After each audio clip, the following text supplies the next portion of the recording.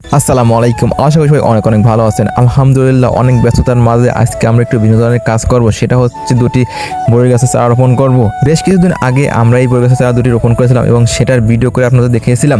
তবে আজকে বড়ই গাছের চারা দুটির জায়গা পরিবর্তন করতে হবে, কারণ হচ্ছে আমাদের যে একটি টক মিষ্টি কুল বড়ই ছিল সেটা বাড়ির পাশে লাগিয়েছিলাম, কিন্তু তার উপর দিয়ে হচ্ছে বিদ্যুৎ লাইন গিয়েছে, যার কারণে হচ্ছে কিছুদিন পরে ওই গাছটি কাটা যেতে পারে এবং এর জন্য আমরা এখান থেকে সেই গাছটি তুলে নিয়ে এসেছি এবং নিয়ে এসে আমরা সেলো মেশিনের কাছে নিয়ে এসেছি। সেলো মেশিন গাছে আমরা একটা বল সুন্দরী গাছ রোপণ করেছিলাম এবং সেটা প্রথমে এসে তুলে নিলাম, কারণ হচ্ছে বল সুন্দরী গাছটা আমরা এখান থেকে ক্যালানের ধারে লাগাবো, যার কারণে সেই গর্তে আমরাই হচ্ছে টক মিষ্টি কুল বড়িটি রোপণ করব। কারণ হচ্ছে এই গাছটি অনেক বড় হবে এবং কিছুদিন পরে হচ্ছে মেশিনের ছায়া দিতে পারবে এবং এর জন্যই আমরা হচ্ছে টক মিষ্টি কুল বড়িটি এখানে রোপণ করলাম। এবং বল সুন্দরী গাছ বেশি একটা বড় হয় না, যার কারণে আমরা একটু হচ্ছে ক্যালানের পাশে রোপণ করব এবং এরই মধ্যে আমাদের গাছটি রোপণ করা কমপ্লিট হয়ে গেছে। তারপর আমরা সুন্দরভাবে গোড়ায় মাটি দিয়ে রাখতেছি। তারপর আমরা এখানে একটি শক্ত করে নড়ি গিয়ে রাখবো, যাতে গাছটি নড়াচড়া না করে, এবং এই নড়ির সাথে শক্ত করে বেঁধে রাখবো যাতে গাছটি নড়াচড়া না করতে পারে এবং নড়াচড়া করলে গাছটি মারা যেতে পারে, এবং এর জন্য এই শক্তভাবে সুন্দরভাবে বেঁধে রাখলাম। তারপর আমরা হালকা কিছু পানি দিয়ে রাখবো যাতে গাছটা শিকড়ে পানি জমা হয়ে গাছটা শিকড় ধরে যায়,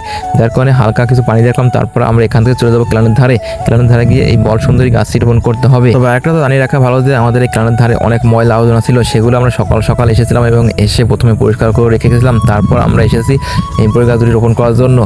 সকালে আমরা যে ভিডিওটা করেছিলাম সেটা আপনাদের এখন দেখানোর চেষ্টা করতেছি, কারণ হচ্ছে অনেক ময়লা আবর্জনা ছিল, তার মধ্যে আমরা কোদাল এবং কোদাল নিয়ে এসে সব কিছু নিয়ে এসে সুন্দর পরিষ্কার করেছিলাম এবং এই ময়লা আবর্জনার মধ্যে অনেক যোগ ছিল, তবুও আমরা এগুলো করতেছিলাম কারণ আমরা এখানে একটা গাছ রোপণ করবো, যাতে এই গাছ থেকে বড়ই হলে সবাই একটু খাইতে পারে, যার জন্য আমরা এই পথের ধারে এই গাছটি রোপণ করার জন্য এই জায়গাটা পরিষ্কার করতেছি। এসে অনেক ময়লা আবর্জনা ছিল, সেগুলো সুন্দরভাবে পরিষ্কার করলাম। পরিষ্কার করা শেষে আমরা বাড়ি গিয়ে তারপর বড় সুন্দরী গাছগুলো উঠে নিয়ে এসে আমরা এখানে রোপণ করব। সকল লতাপাতা ঘাসপালা পরিষ্কার করার শেষে আমরা কোদাল নিয়ে এসে সুন্দরভাবে মাটিগুলো সমান করতেছি, কারণ মাটির সমান না হলে তো পানি গড়বে না এবং পানি জমা বাঁধলে গাছটি মারা যেতে পারে। এর জন্য হচ্ছে কোদাল দিয়ে সুন্দরভাবে সমান্তরাল করতেছি যাতে পানিটা গড়ে ক্যালানের দিকে পড়ে যায়, এবং এর জন্য অনেক কষ্ট করতে হয়েছে এবং অনেক সময় ধরে আমরা এই মাটিগুলো সুন্দরভাবে পরিষ্কার করে এবং মাটিটা সমান করে গেছি। তারপর হচ্ছে আমরা এখানে গাছটি রোপণ করবো যাতে গাছটি সুন্দরভাবে বেড়ে উঠতে পারে। এই একটি গাছ রোপণ করার জন্য আমরা এখানে সুন্দরভাবে পরিষ্কার করেছি এবং তারপর আমরা কোদাল দিয়ে কুপিয়ে মাটি সমান করেছি। এর জন্য আমাদের অনেক সময় লেগেছে, তবুও আমরা এখানে পরিষ্কার করে রেখেছি, কারণ হচ্ছে যাতে গাছটি সুন্দরভাবে বেড়ে উঠতে পারে।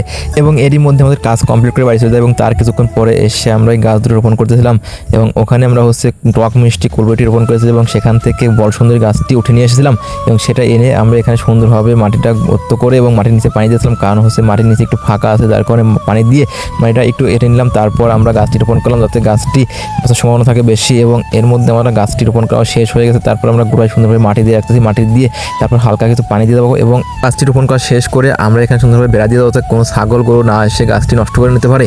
এবং এর মধ্যে আমরা গাছটি রোপণ করা শেষ এবং পানি দিয়ে আমরা সুন্দরভাবে এখানে বেড়া দিচ্ছিলাম এবং বেড়া দেওয়া শেষ করে আমরা এখান থেকে বাড়ি চলে যাবো। আল্লাহ রহমতে যদি বড়ই গাছে বড় হয় তাহলে আপনাদের ভিডিও করে দেখানোর চেষ্টা করবো। সবাই ভালো থাকবেন, আমাদের জন্য দোয়া করবেন। আসসালামু আলাইকুম।